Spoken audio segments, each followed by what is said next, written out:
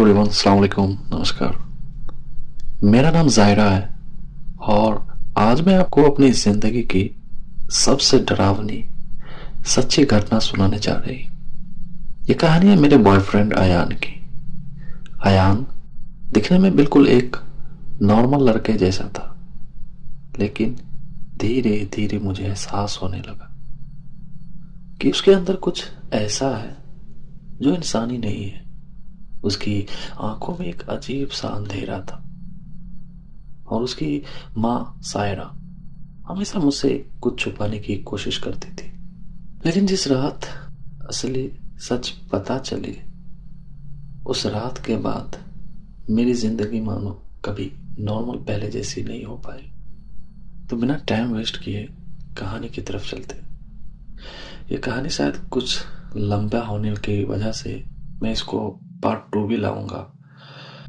अगर आपको पसंद आए तो पार्ट 2 के लिए प्लीज कमेंट करके हमें बताएं। सायरा सायरा की सांसें कांपती हुई तेज तेज चलने लगी और उसकी आंखों में भी आंसू आ गए थे। मेरे माता पिता हमेशा मजाक में कहते थे कि वो दोनों ही काफी शांत स्वभाव के हैं, इसलिए उन्होंने मुझे आसानी से नाराज होने की यह छोटी सी आदत कभी नहीं सिखाई, बल्कि यह आदत सायरा से सीखी है।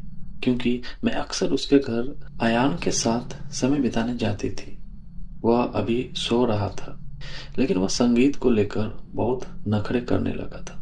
जब मैंने और जानने की इच्छा से उसकी ओर देखा, तो उसने अपनी नजरें मुझसे हटाकर अपने पैरों के नीचे बिछे कालीन को घूरना शुरू कर देता है। जब हमने उसे डॉक्टर को दिखाने की बात की, तो अयान के साथ कुछ हो जाता है। वह गुस्सा हो जाता है या शायद डर जाता है और तब तक गुस्सा करने लगता है जब तक कि बेचारा डॉक्टर बिना यह पता लगाए चला नहीं जाए कि उसे हुआ क्या था। तब से हर डॉक्टर के साथ यही हुआ। वह सब डॉक्टर पे भड़क उठता था। वह जितना दिखता है उससे कहीं भी ज्यादा ताकतवर है। खासकर अब तो जब वह गुस्सा हो जाता था, उस याद से ही उसका चेहरा पीला पड़ जाता था। उस पर मेरे मन में बस एक ही ख्याल आया, ये क्या हो रहा है? ये तो पागलपन है। क्या पुलिस को बुलाना पड़ेगा या कुछ और? मैं अपने मन में सोचने लगी। मेरी उथल पुथल भरी भावनाएं शांत हो गई थी और मैं अजीब तरह से शांत हो गई थी। ये सब सुनकर जो सदमा लगा था, उससे उदासी दूर हो गई थी और उसकी जगह अंधविश्वास ने ले ली थी। जिस आयान को मैं जानती थी, वह गुस्सा हिंसक करने वाला व्यक्ति नहीं था, इसलिए क्योंकि उसके पास कभी इतनी ताकत नहीं थी कि वो सच में खतरनाक हो सकता है। जैसे ही ये ख्याल मेरे मन में आया, मुझे कुछ समझ में नहीं आया। हालांकि मैं सच में नहीं चाहती थी कि ये सच हो, लेकिन ये नॉर्मल नहीं था। अपनी शंका बताना बेवकूफी थी, इसलिए मैंने कुछ देर सोचा कि मुझे क्या करना चाहिए। आखिरकार मैंने सायरा और अपने पिताजी से कहा और मैं गलियारे की तरफ से आयान के कमरे की ओर चलने का फैसला किया। मुझे खुद देखना था। उस पर मुझे इस बात की परवाह नहीं थी कि उसे जो भी बीमारी है वो संक्रमित है या नहीं। जब मैं पहुंची तो उसका दरवाजा पहले से ही अपने कब्जे से उखड़ा हुआ था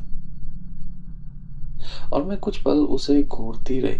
फिर वही बदबू मुझे दूसरी बार महसूस हुई, जो दालान तक आती रही। इस बार ये और भी बुरी थी। पसीने और अयान के बिना धुले शरीर की वही दुर्गंध हवा में फैली हुई थी, जो समय के साथ और भी बढ़ गई थी। लेकिन इस बार उसमें धातु जैसी गंध भी थी, लोहे की कड़वी बदबू, जिसने मुझे अंदर कदम रखने से पहले ही चेतावनी दे दी थी कि मुझे अंदर क्या मिलेगा। बेडरूम के अंदर पूरी तरह अंधेरा था। पर्दे लगे हुए थे और खिड़की भी बंद थी। इस बार तो मुझे उल्टी आने लगी। जब मैं अंदर तक पहुंच गई, पसीना, शरीर के तरल पदार्थ और खून के अलावा और कुछ महसूस नहीं हुआ। बदबू इतनी भयानक और सड़ी हुई थी कि मेरे घुटने कांपने लगे और मुझे संतुलन बनाने के लिए रुकना पड़ा। मैंने उसकी छत की बत्ती जला दी और कमरे में पीली रोशनी भर गई, जिससे वह दृश्य रोशन हो गया जो मेरी यादों में हमेशा के लिए बस जाएगा। अयान कहीं नजर नहीं आ रहा था। कालीन पर एक गाढ़ा चिपचिपा पदार्थ फैला हुआ था। लाल और पीला रंग मिलकर नारंगी पित्तल जैसा लग रहा था, जिससे भारी भाप निकल रही थी और उसकी घिनौनी गंध से पूरा कमरा भर गया था।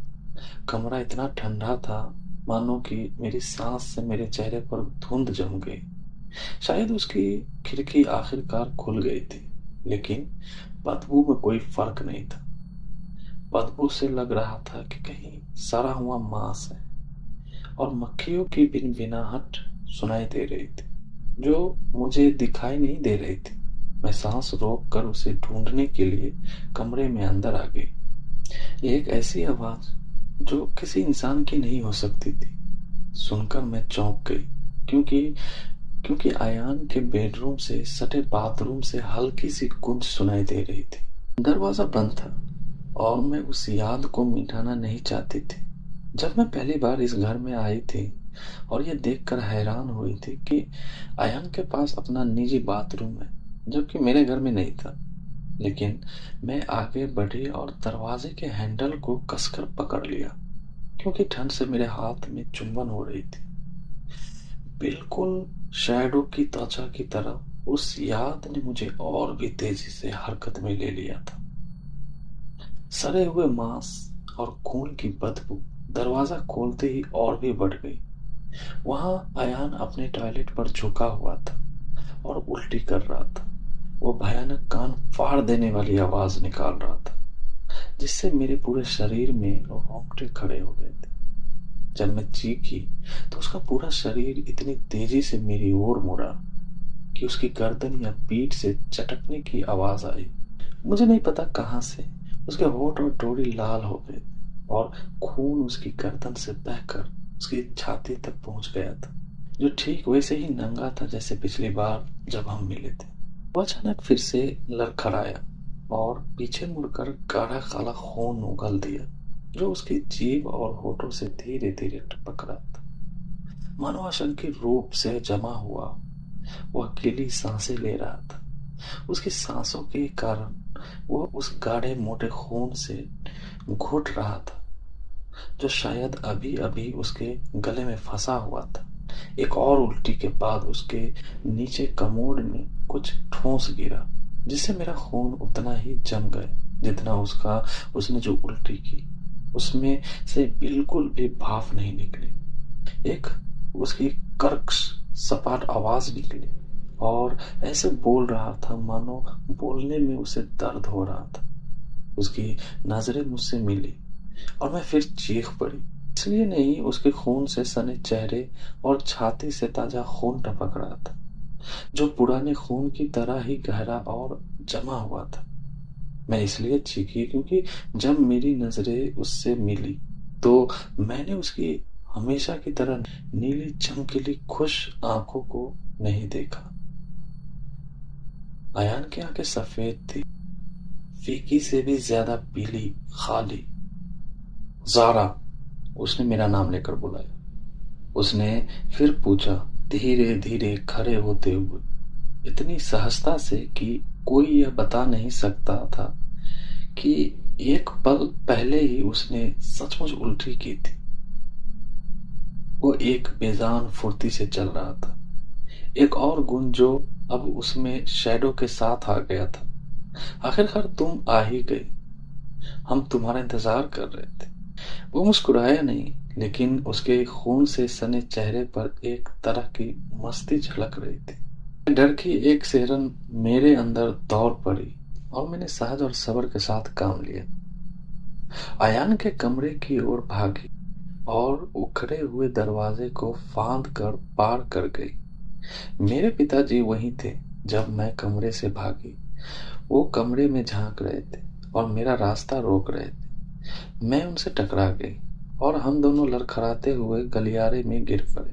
लेकिन मेरा दिमाग शैडो के विचारों और डर से भरा हुआ था। और अयान की उससे समानता का क्या मतलब हो सकता है, यह जानकर मुझे थोड़ी राहत मिली कि मेरे आसपास के लोग उनके जैसे नहीं थे। मेरे पिताजी तुरंत मेरे सामने खड़े हो गए और जब अयान का सफेद शरीर लगभग रेंगते हुए दरवाजे की चौखट से निकला तो वो जरा भी नहीं हिचकिचाया। अयान के हल्के उछलते हुए कदम उसे मेरे पिताजी और मुझसे कुछ ही फीट दूर ले आए। जैसे जैसे वह अपने चेहरे पर गंभीर भाव लिए धीरे धीरे पास आते गए, हम पीछे हटते गए। क्या आपको बुरा लगेगा अगर हम थोड़ी देर जारा से अकेले में बात कर लें? हमें उसे बहुत सी बातें बतानी। जब मेरे पिताजी ने वो देखा, उसकी चीख निकल पड़ी। मेरे पिताजी चिल्लाए और अपना हाथ आगे करके अयान से कुछ दूरी बना ली। तुम्हें डॉक्टर को दिखाना चाहिए। वैसे ही अयान चीख पड़ता है, अब और डॉक्टर नहीं। अयान धारते हुए सांप जैसी फुर्ती से आगे बढ़ता है। उसने मेरे पिताजी को धक्का दिया, वो दोनों जमीन पर गिर पड़े।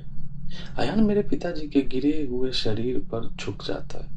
इसी दौरान मुझे गलियारे में धकेल दिया, जिससे मैं सायरा के सामने जमीन पर गिर पड़ी। सायरा अपने बेटे को देखकर कांप रही थी। जैसे ही मैं खड़ी हुई और अयान से जितना हो सके उतनी दूरी बनाने की कोशिश की, सायरा को अपने साथ चीखते हुए सामने के दरवाजे की ओर पीछे हटते हुए मेरी नजर एक खिड़की पर पड़ी। मुझे अभी तक ये नहीं पता था कि शैडो केवल रात में ही क्यों दिखाई देती, लेकिन मुझे याद था कि जब मैंने अयान को आखिरी बार देखा था तो वह सूरज से लगभग डरा हुआ रहता था। इसलिए मैंने सोचा कि वो जिस तरह के जीव थे, क्योंकि वो निश्चित रूप से इंसान नहीं थे, सिर्फ सूरज को ही पसंद नहीं करते थे। मैं अंधेरे में थी, लेकिन जैसे ही मेरे दिमाग में आधी अधूरी योजना बनी, मैंने देखा कि सूरज की बची खुची रोशनी भी अब डूबने को थी और एक धुंधले नारंगी घेर में सिमट गई थी, क्योंकि सूरज कुछ ही मिनट पहले अस्त हो चुका था। क्या तुम हमें देख नहीं रहे? अयान ने स्पष्ट रूप में कहा। चलते हुए उसकी चाल से साफ पता चल रहा था कि पिछली बार जब मैंने उसे देखा था तब तब से वो कितना दुबला हो गया था। उसकी हड्डियां उसकी पतली कसी हुई त्वचा से दिख रही थी और उसके शॉर्ट्स इतने ढीले थे कि बदकिस्मती से किसी भी पल गिर सकते थे। उसका पेट पूरी तरह से धंसा हुआ था।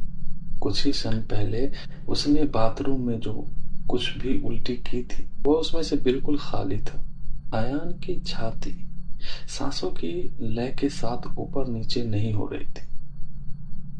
उसने अपनी बाहें फैलाई और मुस्कुराया। उसकी त्वचा उसकी पसलियों से इतनी कसकर चिपकी हुई थी कि मुझे लगा जैसे वो पसलियों को भेद देंगी।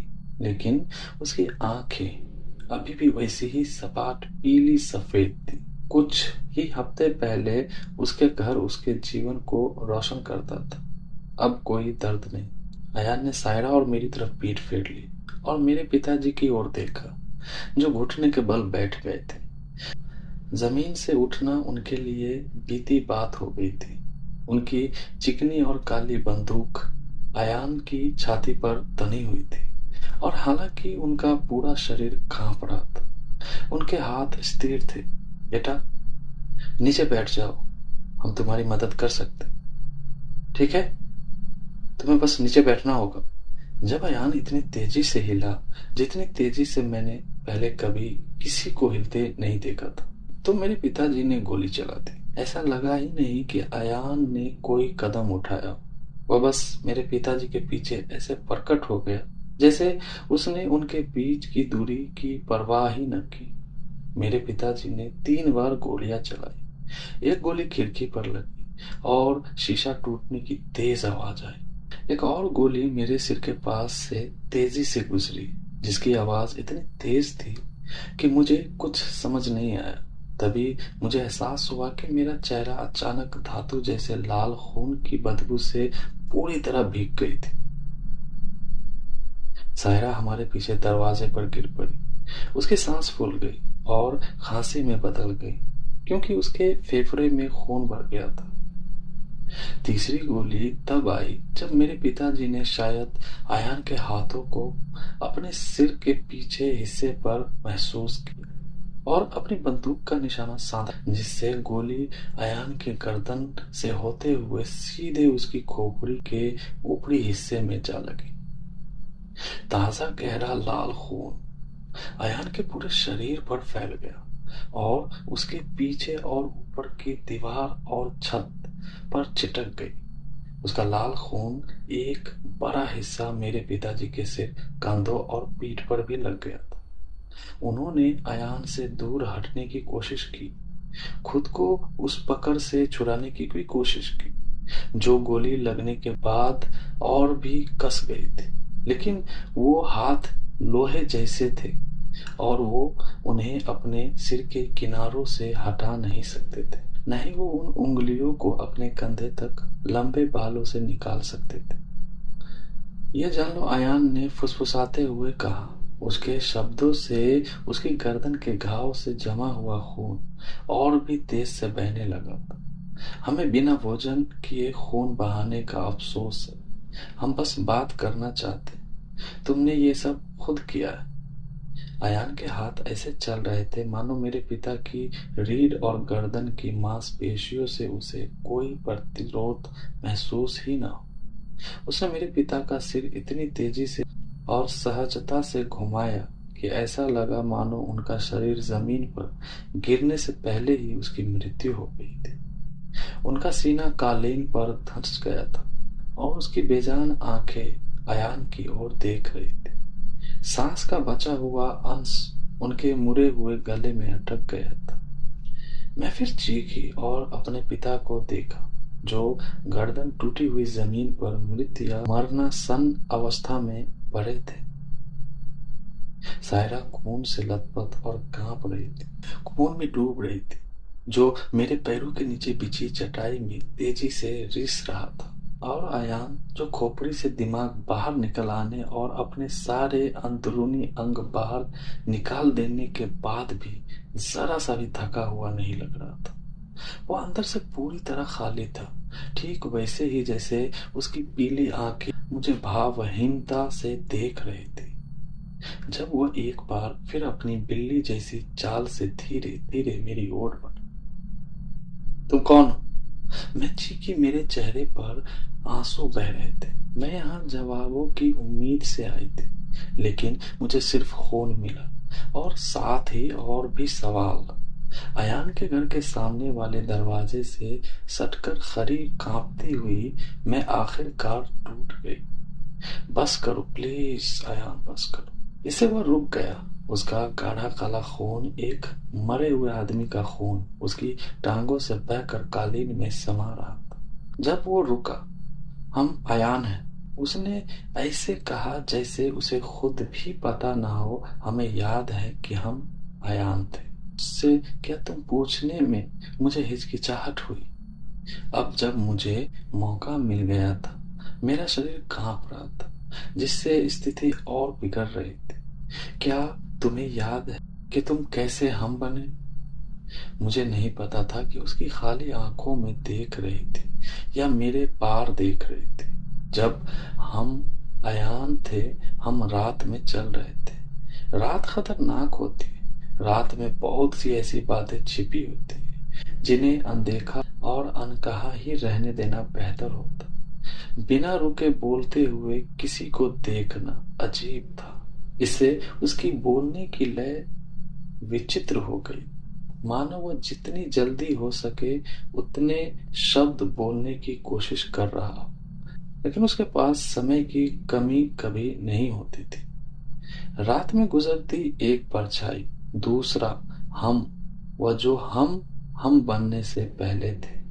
उम्मीद करते हैं आपको कहानी अच्छी लगी, और अच्छी लगी तो मेरे YouTube चैनल को सब्सक्राइब करके वीडियो को लाइक कमेंट करके हमें बताएं कि आपको कहानी कैसी लगी।